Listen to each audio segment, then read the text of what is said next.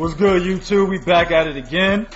My man Cess, your boy 2K the God, and we brought my man Bo back on the show all the way from Baltimore, but he out of town right now. So, welcome to the Gods of Boxing Talk. This is going to be a two-part series. We're going to recap the different events that happened for 2015. For this video, it's going to be Fight of the Year, Upset of the Year, Prospect of the Year, and KO of the Year. Our second video, we will have two more guests that were taken directly from the Google Plus and the Facebook communities. Alright? So, without further ado, let's get this show on the road. Bo, I'm going to go to you first, my man. What is your pick for 2015 Fight of the Year? Okay. As always, thank y'all for having me, man. It's always good to talk to you, brothers. Y'all doing good, positive things, and I appreciate y'all. Yes, wonderful year in boxing. Let me say to everybody, these picks are subjective. A lot of fights we were not able to see. So just remember, they're subjective. You don't hear nobody's name. It don't mean we don't like them or being biased. Just a lot of stuff to cover, okay? Absolutely. With that being said, there was a lot of fights for me, personally, that I liked. The FONFARA versus Cleverly, light heavyweights that threw the most amount of punches in boxing history. That was one. That Vargas versus Muria on the Cotto undercard, that was one hell of a damn fight. That undercard on that fight. But the one that probably was significant to me the most was the HUCK versus that dude Glasgow. Oh! And that's the one that I got as my fight of the year. Good shit. That was two guys making a debut in the United States. Yes, sir. Undefeated. One guy was going for a history mark, defending his title. Yep. And it looked like the champion was going to win. But Huck just stayed in it, kept grinding, and wound up getting that knockout at the end. So for me, as far as, like, you know, from Fada and Cleverly, you know, it was kind of like even 50-50. Same thing with Vargas and Moreno, even though they was unknown on the undercard. But this one was the most impactful to me because these were two foreigners that came and I believe made a huge impact with that fight. It even got consideration from other networks. It brought the cruiserweight division back on the map. Yes, it did. So that's my fight of the year because you had two undefeated guys, one guy going for a record, one guy who looked like he was getting beat but didn't give up and stayed in there. And, you know, he closed out. He did what the champion should have did, which was close out the fight. Absolutely. And that's why, and he did it in dramatic fashion. Yes, he did. His corner told him, you need a knockout to win, and he went and fucking got it. Yes, he did. And that's what made that my fighter of. That's what made that my fighter. Excellent fucking pick. Sus? Yeah, that's a great pick, Bo. Great pick, man. Also, I was torn between the FONFARA and Cleverly fight and the Takashi Miura fight with Francisco Vargas. And man, I mean, I couldn't make my mind up, but I'm gonna have to go with Takashi Miura and Francisco Vargas. That was a drop down, just hell of a fight, man. Neither guy wanted to lose. Francisco Vargas was actually undefeated, so he had a lot on the line, and he looked like he was out of there for a minute. I mean, he, I believe he got dropped. And Takashi Miura was really just, I mean, he was in there to win, man. It was one of those old school, no surrender, you know, kamikaze type attitudes, man. He wasn't gonna lose that fight if Vargas hadn't stopped him. He was not coming there to lose. He was determined to win, and at the end of the day, man, he left it in the ring. It was an awesome fight. And you know, I thoroughly enjoyed it. The other fight that I did have a problem, I didn't want to overlook this fight, man. So this is a very honorable mention from myself, and that's my man Andreas FONFARA versus Nathan Cleverly. Honorable mention? That's honorable mention? Yes, okay. yes, man. That's my runner-up, man. I've never seen two guys that big throw that many punches. That was unbelievable. I mean, and neither guy wanted to back down. Nathan Cleverly showed me a lot of fucking heart, man. Like I knew FONFARA had their heart because he wouldn't fucking give up against Adonis Stevenson. And you know, everybody knows Stevenson can crack. But Nathan Cleverly, man, I mean, he dropped him, didn't he? Yep. He dropped Stevenson. Yeah, he did. Yep. Stevenson dropped him, and then he came back and dropped Stevenson. So, just awesome fight. But Takashi Miura and Francisco Vargas, they edged out by a hair, man. So I think that Vargas and Takashi fight is one where there was no losers because you wanted to see both of these dudes again. Oh yeah, absolutely. And that's exactly what I was gonna get to, guys.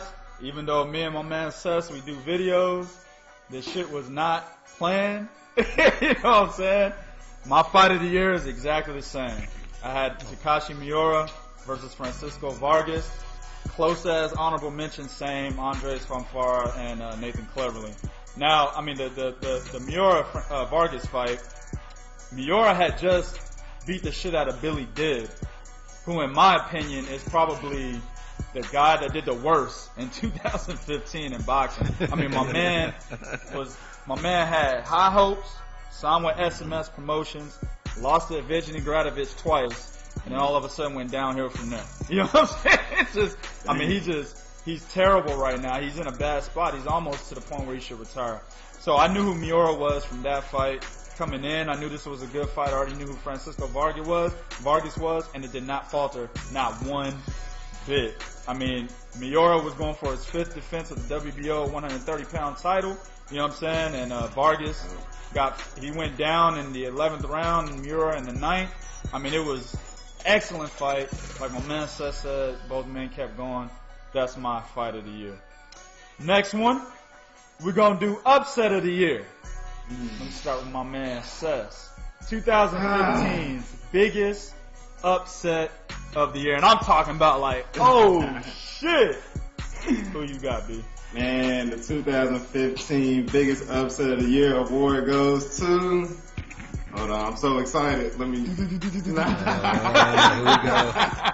Nah, man, it gotta go to Emir Young Master Imam versus Adrian Granados. I think a lot of people had very, very, very, very high hopes for Emir Imam, and his name was being mentioned with, I believe, Provodnikov, with Victor Postol. They were talking about him fighting all of these guys in the future. Like, the cards were already lined up for him to come in there and to really take over the 140-pound division. Hazel, if you watching this, Hazel will be in the next video. He was one of them motherfuckers doing that about.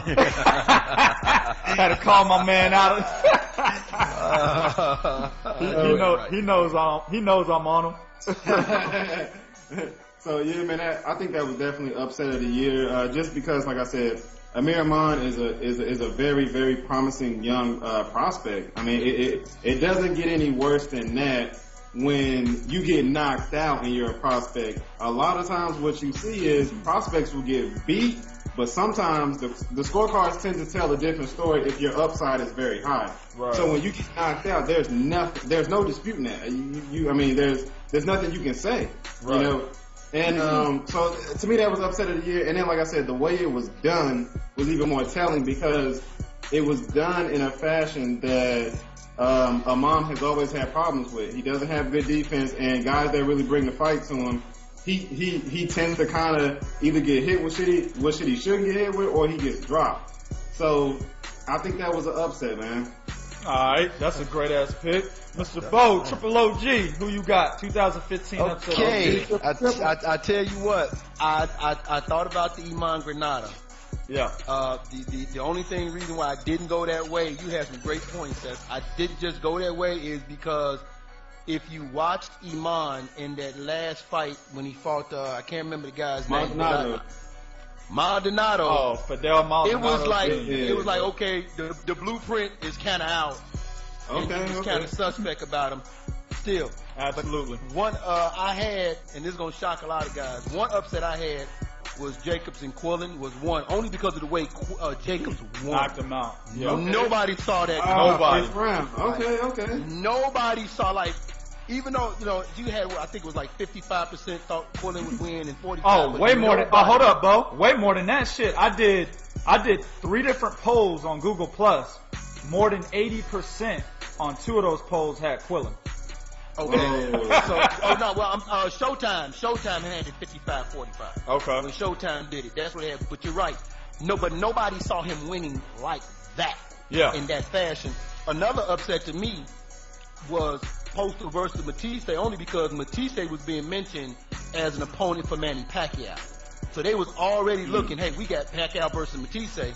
Right. And Postal just came in, and it's not so much as an upset that he won, it's the way he dominated Matisse. Right. You know, but the one that I have to go with is Fury versus Klitschko. I gotta go with that as an upset. You know, and I wondered if anybody will pick that. Okay, I went with that because you're talking about a guy that reigned over that division for 11 years. 24 successful title defenses. There was nothing about Tyson Fury that made me feel that he would have made Klitschko look that ineffective. That's what made, I mean, he was giving Klitschko these feints and that made him scared to let his hands go. Yeah. I mean, you're talking about a dude that only threw 300 punches in 12 rounds. Like, wow, he was really scared to let his hands go. And Tyson Fury, for the first time that I can say, he actually backed up what he was saying. He was saying, listen, you know, you're old. I got you pegged. You know, you slow. Yeah. And he actually went in there and he proved it. And that was an upset because of the fashion that he won and how long that Klitschko had reigned that division. That's why I picked that one. That's a great pick. And actually, that was my honorable mention for upset of the year with Tyson Fury, Vladimir Klitschko, just basically based on the title reign that Vladimir Klitschko had. I mean, he was 2 fights away from tying Joe Louis for most heavyweight title defenses. And Tyson Fury came in there and knocked that shit down with excellent fashion. I don't give a fuck how many people thought that fight was boring. He did exactly what he needed to do to win the fight, and he did it in a masterclass. But that's how you had to make the fight. Like, he had to actually make it like that. Exactly. 100% agree. And that's what I was saying. A very uneventful fight to win it. Exactly. That's how he had to make it. Exactly. Yep. So yeah, that's actually my honorable mention. But my 2015 upset of the year is actually Bo's 2015 fight of the year, Mr.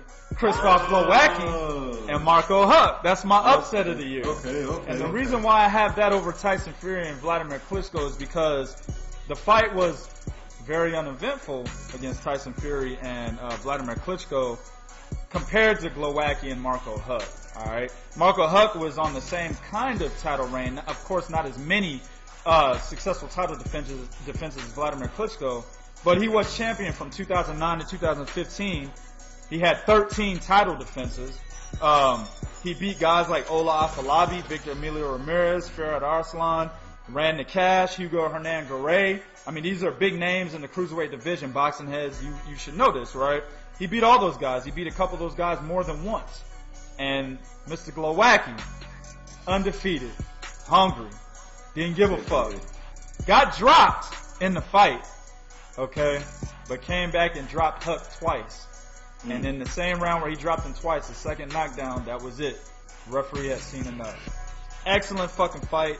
Upset of the year. Stopped the reign of one of the most dominant cruiserweights of our time. And now he's the next guy. Next, we're going to have KO of the year. My man Bo.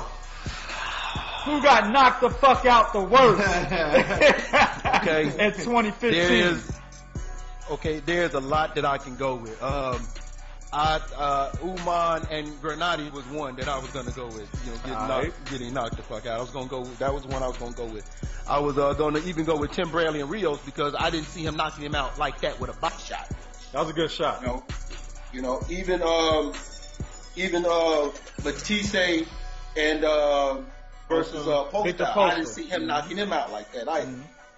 But if I had to go with a night of the year, and this is probably one that's gonna shock everybody, it was a PBC fight between a guy named Bracero and that dude named, I think it was like McGregor or McDonald. He knocked him, I mean, before this dude was going down, the ref was waving. It's over. That motherfucker was asleep. That motherfucker. That's what got me about that was when he hit him and he was going down. Yeah. Like most knockouts, the guys stumble or stagger. Like some of them knockouts he was naming, they stumble, stagger, or they're on one knee, so like they could get up. He was not getting back up. It was the moment he went down, his head bounced off that canvas. It reminded me of when Pacquiao knocked out Ricky Hatton. Like you knew That's it. Woo. You know, that's it. It's over. And I had an honorable mention for a knockout, and that was that Sales versus Edwin Rodriguez. Yeah, Seals versus Rodriguez was another one. Yeah. And I was also going to go with Joshua versus Anthony Joshua in his last Dylan fight. White. Dylan White. I was going to go with that one, but Bracero was just so spectacular because that dude fell back. You know, some guys fall down. He fell backwards, and I'm like, okay, that's it. You know what I'm saying? You know what I'm saying?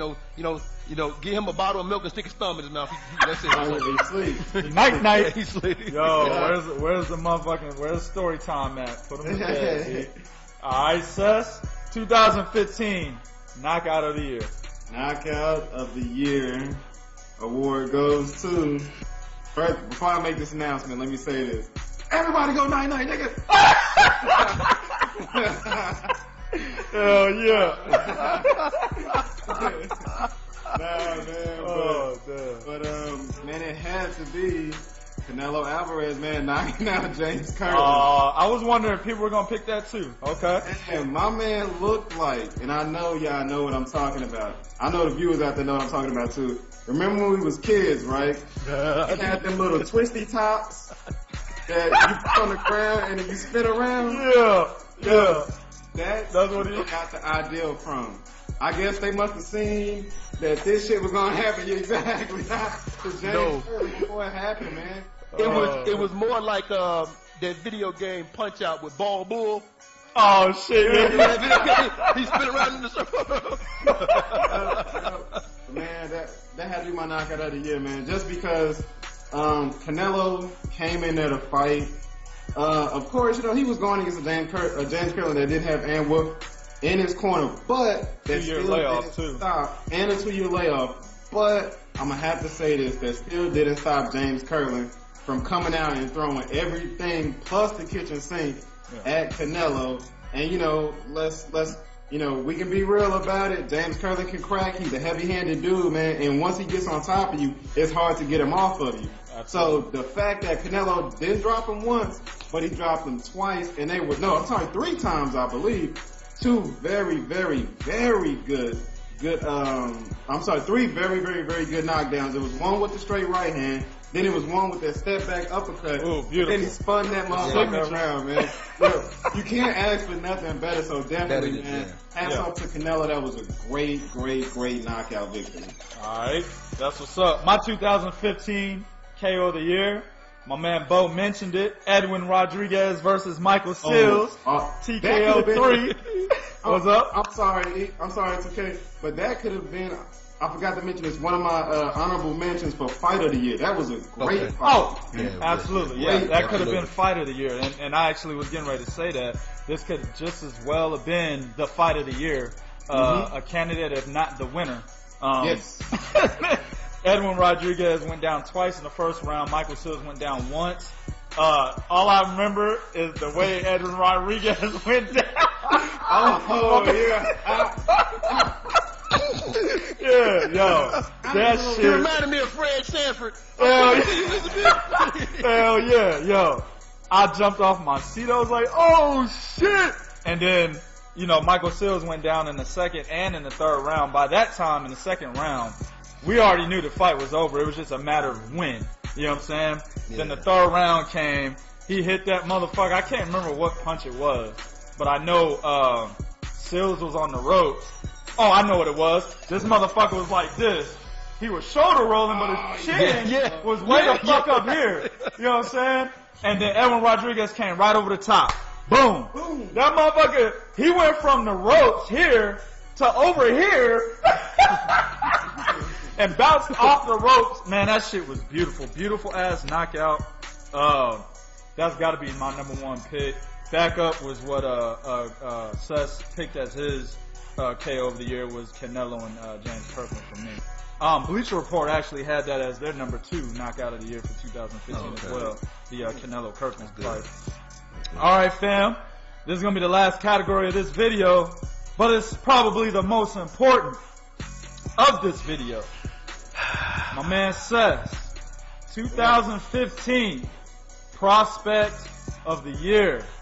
Oh, so glad you asked that question because I forgot about it. The 2015 Fighter of the Year has to go to Errol the Truth. Errol Spence. Has to, fellas, has to. Let me tell you why. I smell some home cooking. Explain that, yeah, for real. Nah, man, let me tell you guys why. AC Clark will like this. First off, let me say this. I know I've been very critical on Errol, but at the end of the day, when I look at the numbers, my man fought 4 times in 2015, and the combined record of all 4 opponents is 97-5. Okay. That's fucking great. That's a stat I didn't know. That's excellent. Yes, that's very good. Either those guys had 2 or 1 loss on their record. Okay. So while I was very critical because I didn't like the competition that he was fighting, but when you put it in perspective, it looks very good that he fought 4 guys in 2015, and their combined record is 97-5. That's tremendous, man. And he finished each guy with a knockout. Nobody with the distance. He cleaned these guys out with brutal, beautiful body shots. And the scary thing about it, and the reason why he's my prospect of the year, is because I don't think that Errol Spence is showing us his entire repertoire. I think that when somebody challenges him and forces him to fight up to that level, he's going to be able to do it. And when I'm actually going to go back, and I'm not hindering on this, but I'm going to go back and say this. This guy is the guy that I know, and I can't say why I know, but I know that he gave Floyd Mayweather a black eye. And that's from a very reliable source. From sparring? Oh yeah, he did. Yes, he did. We all know. Yeah, he did. We all Some know. motherfuckers don't want to admit it, but that's a true fact. That's a fact. Absolutely. Now Floyd gave him that work after that. Now, exactly. Floyd kicked him out the gym. Yep, he kicked him out the gym, brought him back, and then commenced the ass whooping on him. But I'm gonna say this: anybody that is that young and that talented enough to give Floyd Mayweather a black eye, there's something that he's not showing us. Right. I've heard rumors that Floyd in sparring, there's certain punches he does not get hit with. I mean, that's amazing to say that about any fighter. Oh, yeah. To say that, hey, this particular dude doesn't get hit with this particular punch in sparring. That takes away a whole element of your game. Yeah. You know? Right. So for Floyd to get hit, and I heard it was a straight left hand, for Floyd to get hit with that punch and to get a black eye from it, from somebody that's only a prospect, and at that time, a lot of guys really didn't know who Errol Spence was. You know, they knew about his buzz and they seen him fight, but I don't think anybody was expecting him to go in there and perform like that against Floyd. That put him on the map. Exactly. A lot, because I remember motherfuckers that really don't, the average viewers, they're like, hey, what's up with that guy that supposedly hurt Floyd in sparring? Oh, yeah, exactly. Plus, we heard rumors of him dropping Broner, knocking Broner out, or rocking Broner. So to me, that tells me that Errol is not showing everything that he knows. He's fighting up to the level of competition that they're putting him in the ring with. So his upside is tremendous, man. He's my prospect of the year, hands down, fellas. Alright, Mr. Bo, Triple OG. Prospect of the year. I got several guys. I even threw a couple guys in because I went back and watched some film. Okay. One prospect that I like was that dude you referred to as Antoine Walker, who just got out of prison and beat old boy. I like that because he's talking about it. What was his name? Michael Walker? Was it Michael Black or something like that? Yeah, I think his name was like Walker or something. It's Michael Walker or some shit. Michael Walker, right? That's it, Michael Walker. He got out of prison, only had 11 fights in his 12th fight. Now, he fought a guy who I didn't still think was being considered as a prospect, but he fought him and looked it beautiful in his fight. Looked like he was in shape and everything. Absolutely. So I put him on there. I even put my man Verdejo on there. I gotta have that Latino. I gotta have my Latino on there. Yes, so I put Verdejo on there. I put Joshua on there only because of what he did to White, who was the guy that beat him, and Joshua had 14 fights. Okay. However, I'm sorry. Let me make a correction real quick, bro. Real quick. His name was Eric Walker. Eric Walker. Sorry about that, YouTube. Eric Walker. That's it. The power of the internet. Thank you. Yes, sir. Yes, here we go. But I hate to do this. I hate to say this, but Seth took all my reasons why I was gonna pick this. Yes. And I'm going with Earl Spence. And I'm gonna tell you why. There we go. Exactly what Seth said is, if you watch Walker, he got hurt, he got rocked. Yeah. Even Edward Verdejo, even though he looked good, those were some pretty easy guys to look good against. Anthony Joshua, before he fought Dylan White, he fought a guy I think that was 36-13. Yep. So he fought a guy, you know what I'm saying? So White was the first undefeated dude, and I saw a lot of holes in Anthony Joshua that made me feel like, okay, if he goes up against the Furies and the Klitschko's and the Wilders, he could get beat. I didn't feel like that against Earl Spence.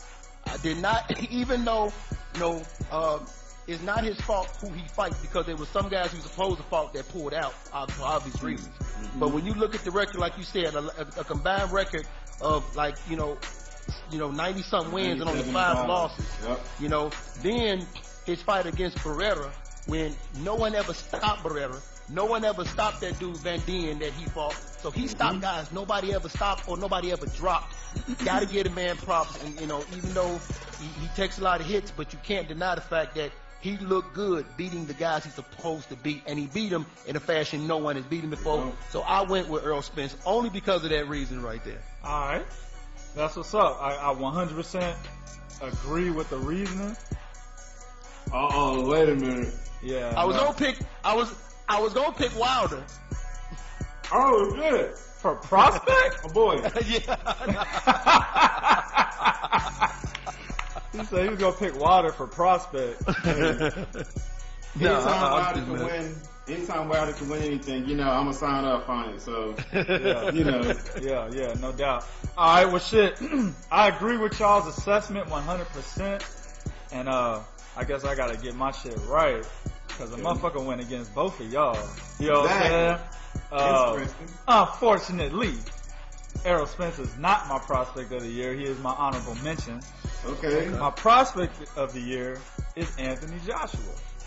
And the reason why I picked he was my honorable mention. He was my runner-up. Yeah, exactly. And the reason why I picked Anthony Joshua is because, Seth, I'm gonna go against you a little bit. You said Errol Spence fought 4 times this year. Well, Anthony Joshua fought 5 times this year. All right, he fought 5 times. Not only 2 of those 5 fights were defining fights at his level, right? He beat his nemesis, who a lot of people in the UK and in America thought he wouldn't get by, and Dylan White. Not only did he beat him, right, the guy that beat him in the amateurs, he knocked him the fuck out. My man's arm was looked like he was holding it, you know what I'm saying? He knocked him the fuck out. Got past his nemesis, right? Then, before that, give y'all a little history lesson. Not too much history, just in the past. But he fought a guy named Kevin Johnson. Kevin Johnson was a major player in the heavyweight division at one point in time. Even took the great Vitaly Klitschko 12 rounds. Klitschko threw everything he could at Kevin Johnson, and he could not knock him out, right? Not only did he fight Klitschko, he fought Derek Chisora. He fought Tyson Fury. He fought Manuel Charr. Manuel Charr is not really a great fighter, but he can knock you the fuck out if you don't go in there on your A game, right? Right. None of these guys could knock Kevin Johnson out. Oh, but Joshua did in just 2 fucking rounds. Okay. That was this year. I gotta give it to him just because the guys that he actually beat are better fighters in their respective division than the guys Errol Spence fought. Then on top of that, we want to talk about holes. Joshua had a lot of holes in that Dylan White fight, right? I broke that shit down. I told everybody why he's not ready for the elite in the division, Deontay Wilder, Tyson Fury, etc. Same thing with Errol Spence, though, in my opinion. Errol Spence is not ready for a Keith Thurman. He gets hit by too many punches. He gets hit with the jab too much. Against Alejandro Barrera, he got hit with a fucking right uppercut at will. At will. Mind you, he beat these motherfuckers. But Alejandro Barrera, Philo Greco. What's the other cat's name? It was like Chris Van Herden. Chris Van Heerden. Van Herden. In their respective divisions, they are not on the level of a Kevin Johnson and a Dillian White in the heavyweight division. That's why I picked Anthony Joshua. I agree. Alright. So, that's going to conclude the first video of the recap of boxing in 2015. Appreciate y'all for watching. YouTube, do what you do in the comment section and be real. I want to thank my man Bo Bland coming all the way from, we don't know where the fuck he at right now, but hopefully Illinois. Thanks YouTube, Google+, Facebook, do what you do. 1.